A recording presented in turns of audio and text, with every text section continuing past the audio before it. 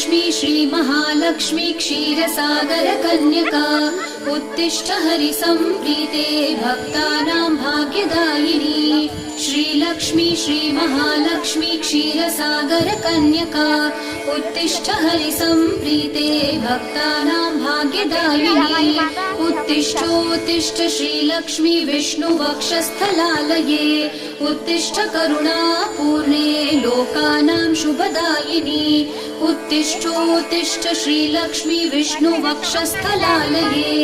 उत्तिष्ठ करुणापूर्णे लोकानां शुभदायिनी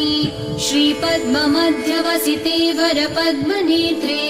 श्रीपद्महस्तचिरपूजित पद्मपादे